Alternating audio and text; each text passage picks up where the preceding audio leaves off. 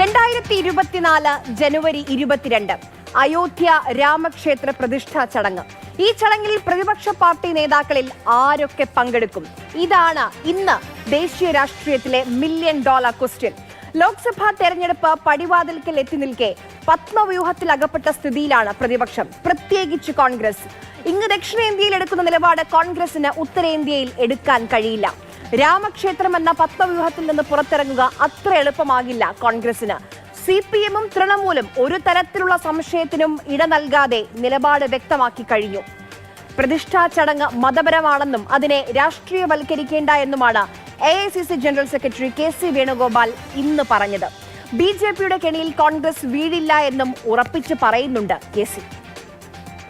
ലോക്സഭാ തെരഞ്ഞെടുപ്പ് ഒരുക്കങ്ങൾക്ക് ഔദ്യോഗികമായി കോൺഗ്രസ് തുടക്കമിടുന്ന സമയത്ത് തന്നെ ഈ അയോധ്യ രാമക്ഷേത്ര പ്രതിഷ്ഠാ ചടങ്ങ് കോൺഗ്രസിന് മേലോട് അതൊക്കെ ഡിസ്ട്രാക്ഷൻ തന്ത്രങ്ങളല്ലേ. ഇതപ്പോൾ അത് ഒരു ക്ഷേത്ര നിർമ്മാണമല്ലേ, ഇത് അതിനെ രാഷ്ട്രീയവൽക്കരിച്ച് ഈ നിങ്ങളുടെ സത്യത്തിൽ മാധ്യമങ്ങളൊക്കെ ചെയ്യുന്നത് കണ്ടപ്പോൾ ഇതിനൊക്കെ മൊത്തം രാഷ്ട്രീയവൽക്കരിക്കാൻ ശ്രമമല്ലേ.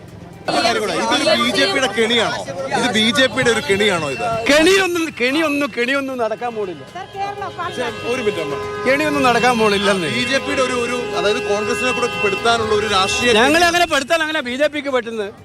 ഞങ്ങൾക്ക് ഞങ്ങളുടേതായ നിലപാടുകൾ എല്ലാ കാര്യത്തിലുണ്ട്. ഞങ്ങൾക്ക് ഞങ്ങളുടേതായ നിലപാടുകൾ എല്ലാ കാര്യത്തിലും എന്നും ഉണ്ടായിരുന്നു എന്നാണ് KC പറഞ്ഞവസാനിപ്പിക്കുന്നത്. ഒരു പക്ഷേ ഈ വിഷയത്തിൽ പക്വമായ നിലപാട് വ്യക്തമാക്കിയ ഒരു കോൺഗ്രസ് നേതാവ് ശശി തരൂരായിരിക്കും. ക്ഷേത്രത്തെ രാഷ്ട്രീയ വേദിയാക്കുന്നതിനോട് യോജിപ്പില്ല എന്ന് പറഞ്ഞ തരൂർ വ്യക്തികളെയാണ് ക്ഷണിച്ചത്, അവരാണ് പോകുന്ന കാര്യത്തിൽ തീരുമാനമെടുക്കേണ്ടതെന്നും പറഞ്ഞു. എൻ്റെ അഭിപ്രായത്തിൽ വ്യക്തികളെയാണ് ക്ഷണിച്ചിരിക്കുന്നത്, വ്യക്തികളാണ് തീരുമാനിക്കേണ്ടത്. ഞാനൊരു ഹിന്ദുവാണ്, പക്ഷേ ഞാനൊരു ക്ഷേത്രത്തെ കാണുന്നത് ഒരു ദൈവത്തിനെ കൈനീട്ടാനും ദൈവത്തെക്കുറിച്ച് ചിന്തിക്കാനും ഒരു സ്ഥലമായിട്ടാണ്. ഞാൻ ഒരിക്കലും അതിനൊരു രാഷ്ട്രീയ വേദിയായി കണ്ടിട്ടില്ല. അപ്പോൾ ഒരു ക്ഷേത്രത്തെ ഒരു രാഷ്ട്രീയ വേദി ആക്കാൻ ശ്രമിക്കുന്നവരോട് നമുക്ക് ചോദിക്കണം, എന്താണ് നിങ്ങളുടെ ഉദ്ദേശം?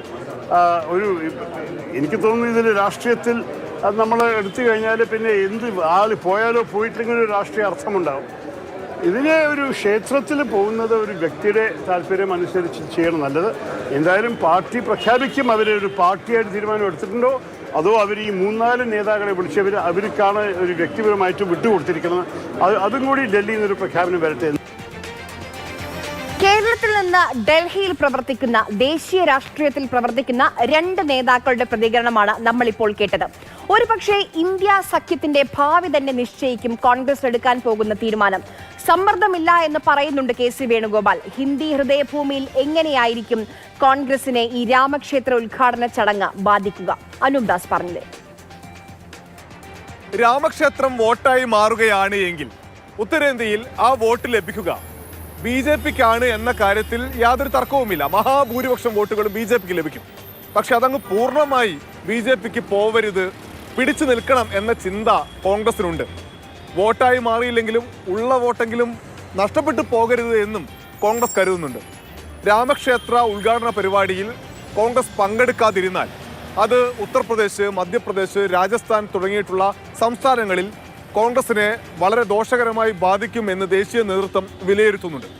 അതുകൊണ്ട് തന്നെ പല കോൺഗ്രസ് നേതാക്കളും ഇപ്പോൾ ഒളിഞ്ഞും തെളിഞ്ഞും രാമക്ഷേത്രവുമായി ബന്ധപ്പെട്ടുകൊണ്ടുള്ള പല പ്രസ്താവനകൾ നടത്തുന്നുണ്ട്, പല അവകാശവാദങ്ങളും നടത്തുന്നുണ്ട്. അതിൽ പ്രധാനപ്പെട്ടത് രാമക്ഷേത്രത്തിൽ അതല്ലെങ്കിൽ തർക്കഭൂമിയിൽ ആദ്യമായി ഹിന്ദു വിഭാഗത്തിന് ആരാധനയ്ക്ക് അവസരമൊരുക്കിയത് കോൺഗ്രസ് ഭരിക്കുന്ന സമയത്താണ് എന്നുള്ളതാണ് വളരെ പ്രധാനപ്പെട്ട ഒന്ന്. അതിനുശേഷം ഇങ്ങോട്ട് പല അവകാശവാദങ്ങളുണ്ട്. അതിൽ ഏറ്റവും ഒടുവിൽ പറയുന്നത് കമൽനാഥിൻ്റെയും ദിഗ്വിജയ് സിംഗിൻ്റെയും എല്ലാം പേരാണ്. കമൽനാഥ് മുഖ്യമന്ത്രിയായിരിക്കുന്ന സമയത്ത് വെള്ളി ഇഷ്ടികകൾ ക്ഷേത്ര നിർമ്മാണത്തിന് വേണ്ടി നൽകിയിട്ടുണ്ട് എന്നതാണൊന്ന്. രണ്ടാമത്തേത് രാജസ്ഥാനിൽ രാജസ്ഥാനിൽ നിന്നാണ് ഈ ക്ഷേത്ര നിർമ്മാണത്തിന് വേണ്ടിയുള്ള കല്ലുകൾ ഒരുപാട് എത്തിയത്. അതിനുവേണ്ടി സർക്കാർ വേണ്ട സൗകര്യങ്ങളൊക്കെ ചെയ്തു കൊടുത്തു എന്ന് പറയുന്നുണ്ട്. ഒരു കാലത്തും രാമക്ഷേത്രവുമായി ബന്ധപ്പെട്ട വിഷയത്തിൽ എതിരായിരുന്നില്ല കോൺഗ്രസ് എന്ന് നേതാക്കളിൽ പലരും പറയുന്നുണ്ട്. 1990-കളിൽ രാമക്ഷേത്രവുമായി ബന്ധപ്പെട്ടുകൊണ്ട് BJP വലിയ രാഷ്ട്രീയ മുദ്രാവാക്യം ഉയർത്തി രഥയാത്ര നടത്തിയിരുന്നു. അതിനുശേഷം ബാബരി മസ്ജിദ് തകർക്കുന്ന ഘട്ടമുണ്ടായി. അന്ന് കേന്ദ്രം ഭരിച്ചിരുന്നത് കോൺഗ്രസ് ആയിരുന്നു. കോൺഗ്രസ് സർക്കാർ ആ പള്ളി തകർക്കുന്നതിനെ എതിർത്ത് കാര്യമായി ഇടപെടൽ നടത്തിയില്ല എന്ന ആക്ഷേപമൊക്കെ ആ ഘട്ടത്തിൽ ഉയർന്നിരുന്നു എന്നെല്ലാം ഇപ്പോൾ വീണ്ടും ചർച്ചകളിൽ നിറയുന്നുണ്ട്. എന്തായാലും കോൺഗ്രസിനെ സംബന്ധിച്ച് ഈ രാമക്ഷേത്ര ഉദ്ഘാടനത്തിൽ പങ്കെടുക്കാതിരുന്നാൽ അത് ഉത്തരേന്ത്യയിൽ വലിയ തിരിച്ചടിയാകുമെന്ന കാര്യത്തിൽ യാതൊരു തർക്കവുമില്ല. പക്ഷേ സോണിയാഗാന്ധിയോ അല്ല രാഹുൽ ഗാന്ധിയോ നേരിട്ട് അതിൽ പങ്കെടുത്താൽ അത് തെക്കേ ഇന്ത്യൻ സംസ്ഥാനങ്ങളിൽ തിരിച്ചടിയാകുമെന്ന വിലയിരുത്തലുമുണ്ട്. അതുകൊണ്ട് വളരെ ജാഗ്രതയോടുകൂടി ദേശീയ നേതൃത്വം ഈ വിഷയത്തെ കാണുന്നു. ഇനി കേരളത്തിലേക്ക് വന്നാൽ കേരളത്തിലെ കോൺഗ്രസ് നേതാക്കൾക്ക് ഈ വിഷയത്തിൽ എന്താണ് പറയാനുള്ളതെന്ന് കൂടി നമുക്ക് നോക്കാം. എനിക്കറിയില്ല എന്നാണ് ആദ്യം വി ഡി സതീശന്റെ മറുപടി. ഇന്ന് പക്ഷേ ശക്തമായ ഭാഷയിൽ രാമക്ഷേത്ര പ്രതിഷ്ഠാ ചടങ്ങിൽ കോൺഗ്രസ് പങ്കെടുക്കരുതെന്ന് കെ മുരളീധരൻ MP പറഞ്ഞു. ഇതാണ് സംസ്ഥാന ഘടകത്തിന്റെ തീരുമാനമെന്നും തറപ്പിച്ചു പറഞ്ഞു മുരളി. ഇക്കാര്യം KC വേണുഗോപാലിനെ അറിയിച്ചുവെന്നും പറയുന്നു കെ മുരളീധരൻ. ഇപ്പോൾ കോൺഗ്രസിന് പാർട്ടിക്കുള്ളിലും ഇന്ത്യ മുന്നണിയിലെ കക്ഷികളുമായിട്ട് കൂടിയാലോചിച്ച് ഉചിതമായൊരു തീരുമാനം പാർട്ടിയുടെ ദേശീയ നേതൃത്വം സ്വീകരിക്കും. അതിൽ കേരളത്തിലെ പാർട്ടിയുടെ വികാരം ഞങ്ങൾ ശ്രീ KC വേണുഗോപാലിനെ അറിയിച്ചിട്ടുണ്ട്. ഒരു കാരണവശാലും അതിൽ പങ്കെടുക്കരുതെന്നാണ് കേരളത്തിലെ പാർട്ടി നേതൃത്വത്തിൻ്റെ തീരുമാനം. കാരണം ഈ ക്ഷേത്രം എന്നൊക്കെ പറയുമ്പോൾ മതപരമായിട്ടുള്ള കാര്യങ്ങൾ, ആ മതപരമായിട്ടുള്ള കാര്യങ്ങളിൽ അങ്ങനെ ക്ഷേത്രം സമർപ്പിക്കേണ്ടത് പ്രധാനമന്ത്രിയല്ല, പ്രധാനമന്ത്രി ഭരണത്തലവനാണ്. അമ്പലങ്ങളും പള്ളികളെല്ലാം ഉൾക്കൊണ്ട ഒരു രാജ്യത്തിൻ്റെ പ്രധാനമന്ത്രിയാണ് നരേന്ദ്രമോദി. ആ നിലയ്ക്ക് അദ്ദേഹം ഒരു കാരണവശാലും ആ ക്ഷേത്രം അദ്ദേഹം ഉദ്ഘാടനം ചെയ്യാൻ പാടില്ല. ഇന്നലെ മാധ്യമങ്ങൾക്ക് മുൻപിലെത്തിയ പ്രതിപക്ഷ നേതാവിനോട് ആവർത്തിച്ച് ചോദിച്ചുവെങ്കിലും പറഞ്ഞു ഫലിപ്പിക്കാൻ പാടുപെടുകയായിരുന്നു. KPCC അധ്യക്ഷൻ ആദ്യം തന്നെ ബോൾ ഹൈക്കമാൻഡിന് തട്ടി. തീരുമാനിക്കേണ്ടത് അഖിലേന്ത്യാ നേതൃത്വമാണെന്ന് K സുധാകരൻ. KPCCയുടെ അഭിപ്രായം ചോദിച്ചാൽ നിലപാട് പറയുമെന്നാണ് സുധാകരന്റെ പക്ഷം. തീരുമാനിക്കുന്നത് കേരള പ്രദേശ് കോൺഗ്രസ് കമ്മിറ്റി അല്ല, അത് അവിടെ തീരുമാനിക്കും. സംസ്ഥാന ഘടകത്തിന്റെ അഭിപ്രായം എന്താക്കരുത്? അല്ല, ഞങ്ങൾക്ക് അഭിപ്രായം ഞങ്ങളോട് ചോദിച്ചാൽ പറയും, പാർട്ടി ചോദിച്ചാൽ പറയും. പാത്രക്കാരോട് പറയേണ്ടതല്ല അത്. പാർട്ടി ചോദിച്ചാൽ ഞങ്ങളുടെ അഭിപ്രായം ഞങ്ങൾ പറയും.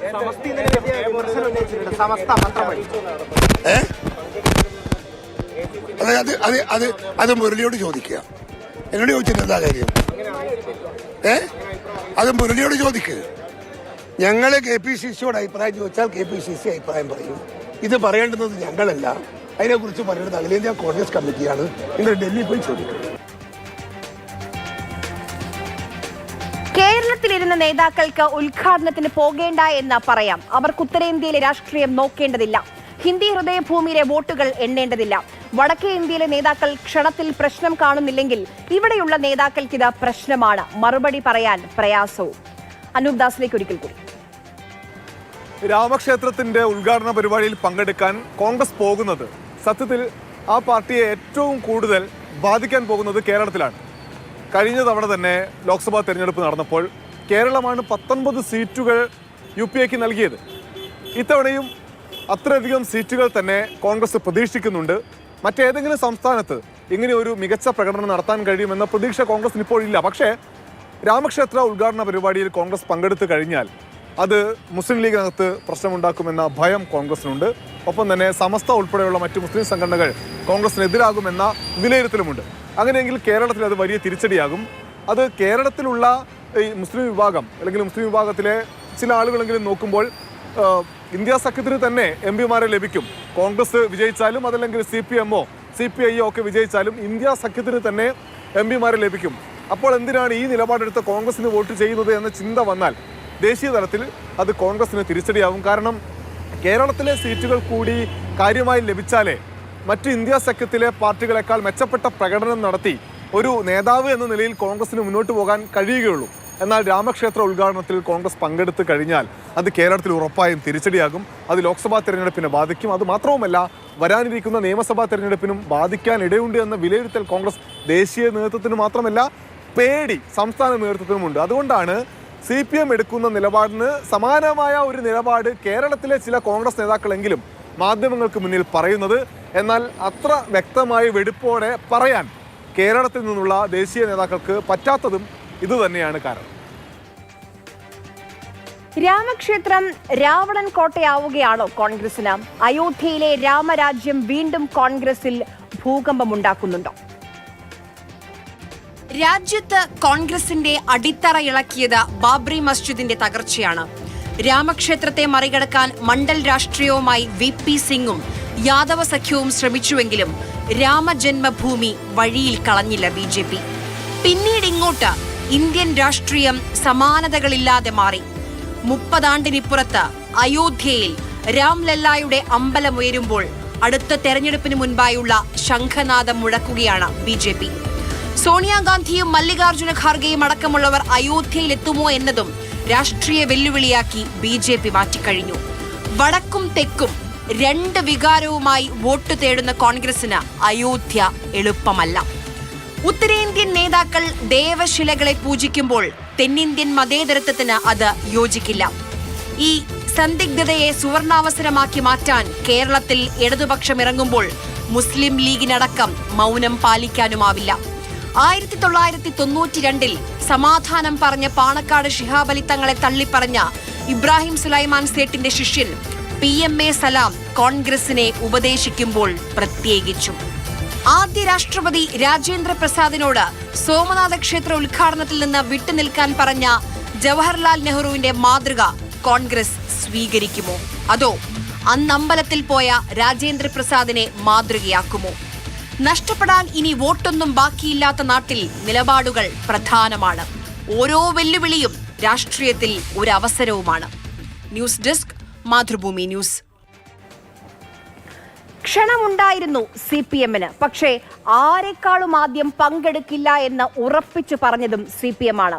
രണ്ടാമതൊന്ന് ചിന്തിച്ചില്ല. ആദ്യം പത്രക്കുറിപ്പിലൂടെ മതത്തെ ഉപയോഗിച്ച് രാഷ്ട്രീയ ലാഭമുണ്ടാക്കാൻ അനുവദിക്കില്ല എന്ന് പറഞ്ഞു വെച്ചു CPM.